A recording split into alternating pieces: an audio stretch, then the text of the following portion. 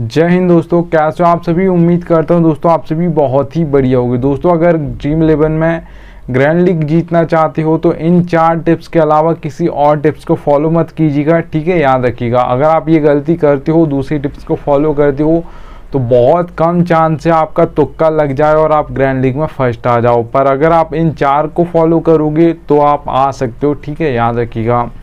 तो चलिएगा देखिएगा दोस्तों, मैं आगे बढ़ूँ उससे पहले बोल रहा हूँ, अगर आप टेलीग्राम पर नहीं जुड़े हो तो यहाँ से जुड़ जाइएगा, क्योंकि दोस्तों फैंटेसी में 100 से ज़्यादा चांस देखने को मिल जाएंगे। सब आपको प्लेयर्स के स्टेट्स दिखाकर कंफ्यूज कर देंगे, इसे भी रख सकते हो उससे भी रख सकते हो, पर आपका भैया को बिल्कुल भी कंफ्यूज नहीं करने वाला है, ठीक है। याद रखिएगा। तो इसलिए यहाँ से टेलीग्राम पर जुड़ जाइएगा, मैं लिंक दे दूँगा, आप वहाँ से जुड़ सकते हो। चलिएगा दोस्तों, सबसे पहली जो आपके लिए टिप रही वो ये रही।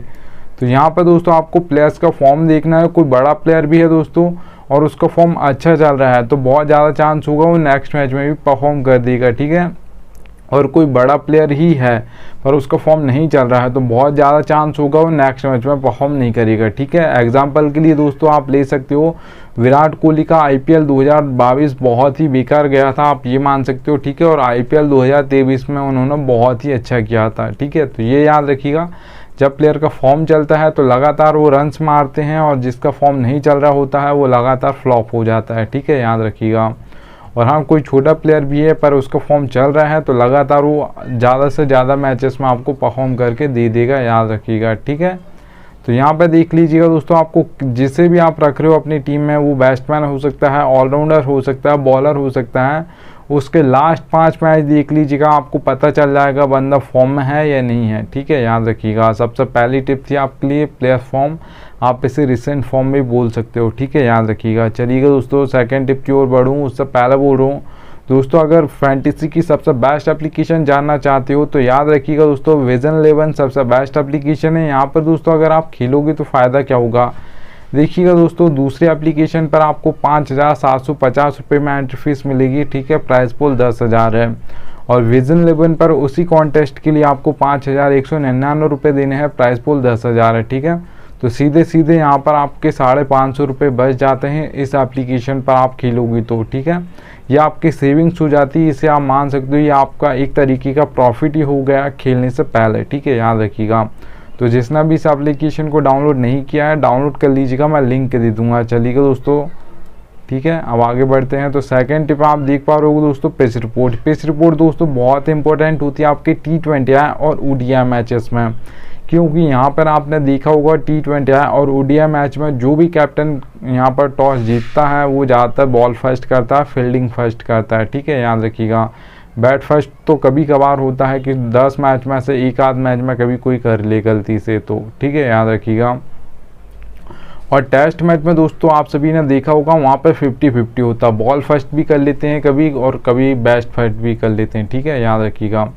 तो वहाँ पर दोनों कंडीशन बनती हैं, पर T20I और ODI में ऐसा नहीं होता, ज़्यादातर सब बॉल फर्स्ट करते हैं, सब चेस करना पसंद करते हैं। तो 3 टाइप्स के आपको पिच रिपोर्ट देखने को मिल जाएगी दोस्तों, बैटिंग फ्रेंडली, बैलेंस, बॉलिंग, ठीक है।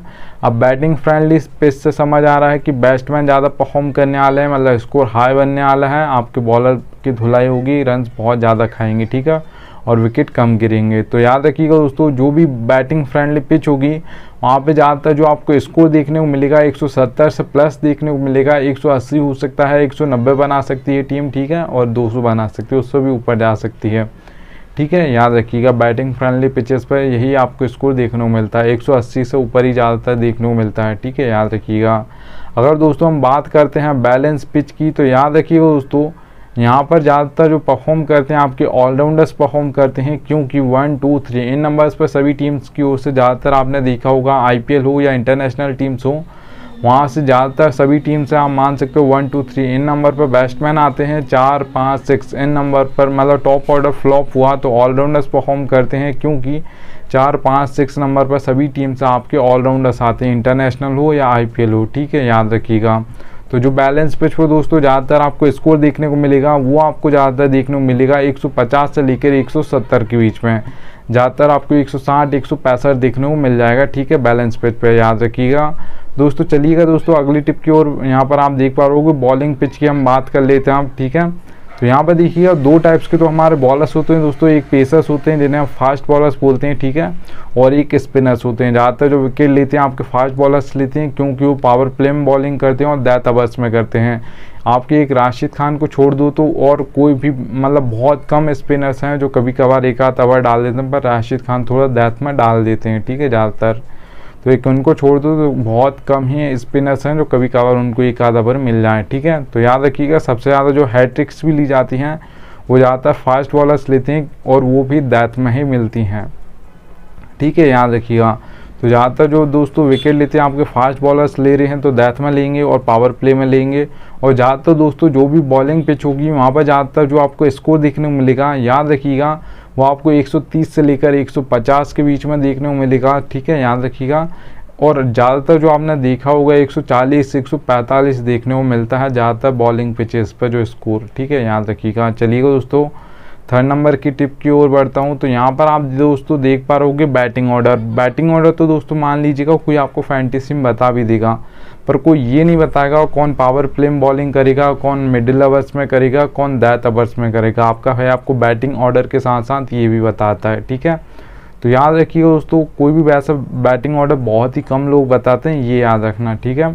तो 4 सेक्शन दोस्तों आपको सभी एप्लीकेशन पर देखने को मिलते हैं, wicket keeper, batsman, all rounder, bowler, ठीक है। तो आपका भाई आपको एक एक का बैटिंग ऑर्डर बताता है, कौन कहाँ पर कौन सा बॉलर बॉलिंग करेगा ये भी बताता है, ठीक है। तो यहाँ से टेलीग्राम पर जुड़ जाइएगा। जैसा देख पा रहोगे रोहित शर्मा के सामने 2 नंबर लिखा है, विराट कोहली के सामने 3 नंबर आते हैं वो बैटिंग करने के लिए, ठीक है। तो एक एक प्लेयर का मैं आपको नंबर बता दूंगा, इतने नंबर पर ये बैटिंग करने आएंगे।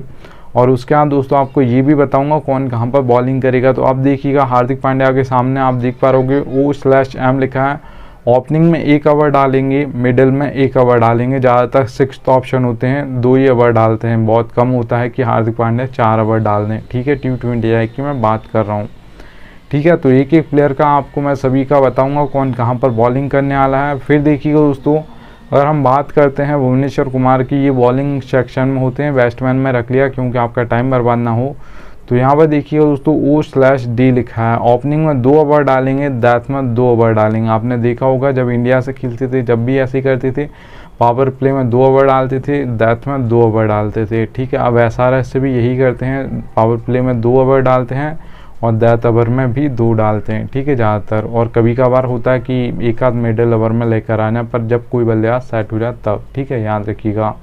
तो आपको एक एक प्लेयर का ऐसा आप सभी को बताऊंगा बैटिंग ऑर्डर और कौन कहाँ पर बॉलिंग करेगा ये भी बताऊंगा, ठीक है। तो यहाँ से टेलीग्राम पर जुड़ जाइएगा। चलिएगा दोस्तों अब यहाँ पर जो आपके लिए लास्ट स्टेप है, ये फैंटेसी में कोई बताएगा नहीं, ये रियलिटी है फैंटेसी की, ठीक है, याद रखिएगा।